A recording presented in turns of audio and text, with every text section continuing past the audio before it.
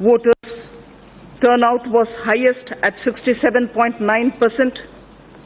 Every section, young, old, first-time voters, voters since the first general election, women, all turned up to stamp their approval of a performing government.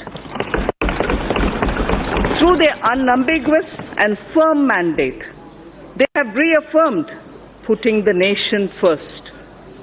The people of India have validated the two goals for our country's future, that of national security and economic growth. The first term of Honorable Prime Minister Narendra Modi-led NDA government stood out as a performing government, a government whose signature was in the last mile delivery. Between 2014 and 19, we provided a rejuvenated center-stage dynamic, cooperative federalism, GST Council, and a strident commitment to fiscal discipline. We had set the ball rolling for a new India, planned and assisted by the Niti Aayog, a broad-based think tank. We have showed by our deeds that the principle reform, perform, transform can succeed. On many programs and initiatives, we had worked on unprecedented scale. Average amount spent on food security per year approximately doubled during 2014-19 compared to the preceding 5 years.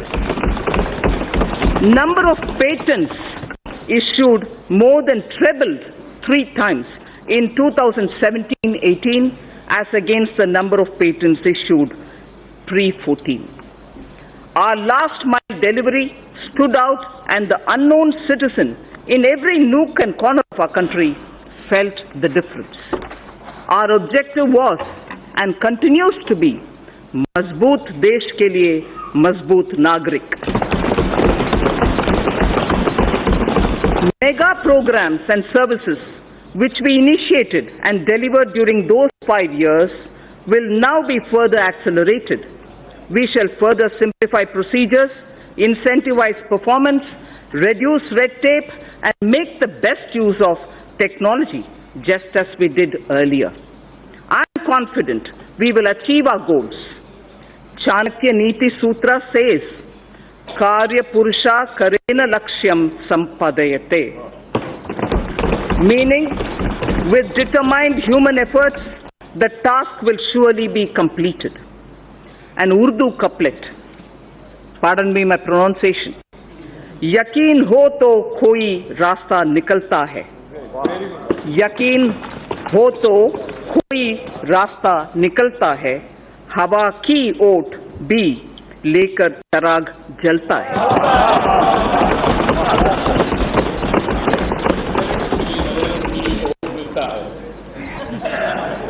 Vision for the decade.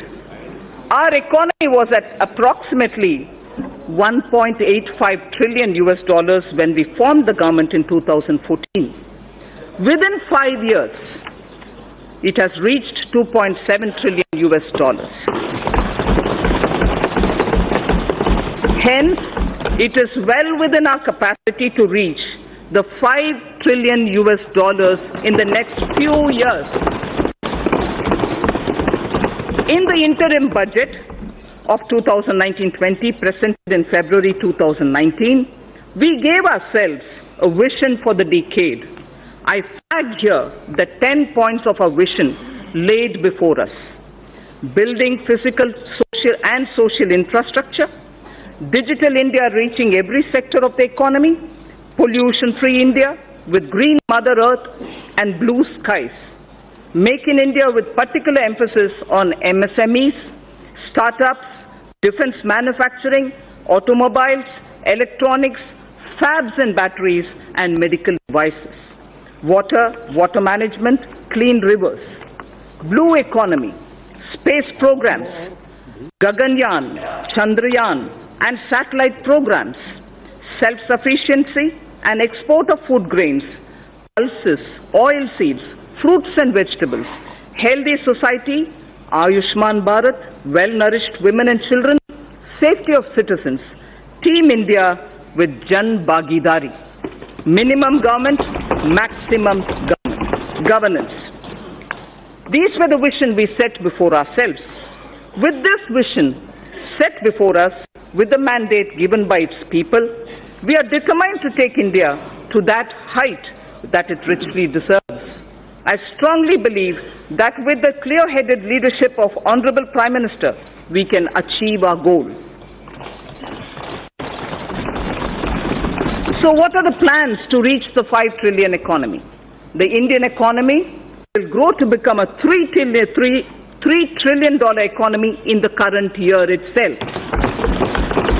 It is now the 6th largest in the world. 5 years ago, it was at the 11th position. In purchasing power parity terms, we are in fact the 3rd largest economy already, only next to China and the USA.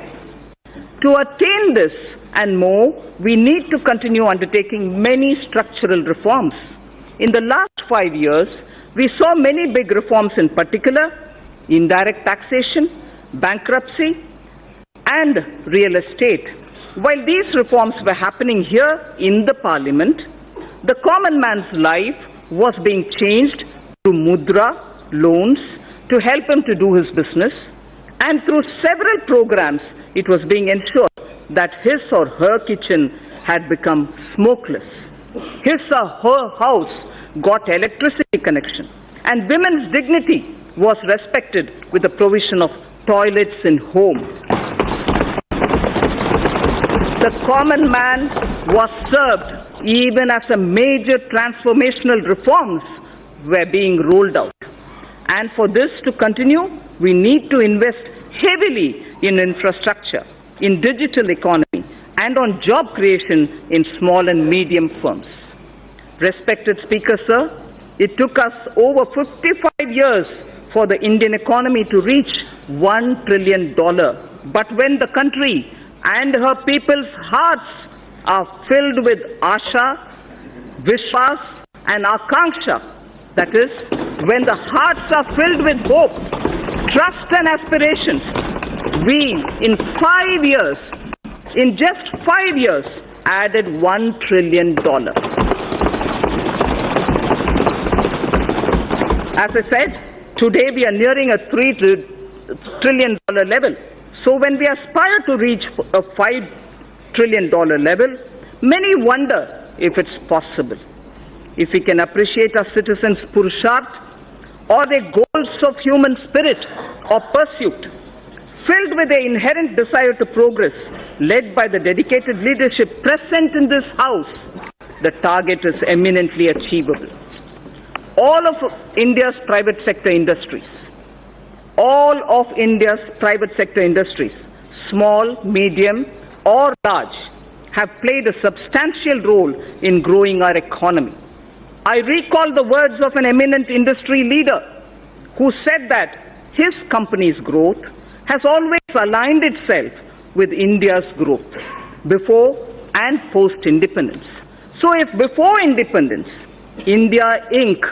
understood Swadeshi, today they understand Make in India. We do not look down upon legitimate profit earning. Gone are the days of policy paralysis and license quota control regimes. India Inc. are India's job creators. They are the nation's wealth creators. Together with mutual trust, we can gain, catalyze fast, and attain sustained growth. I wish to propose a number of initiatives as part of a framework for kick-starting the virtuous cycle of domestic and foreign investments. Connectivity is the lifeblood of our economy.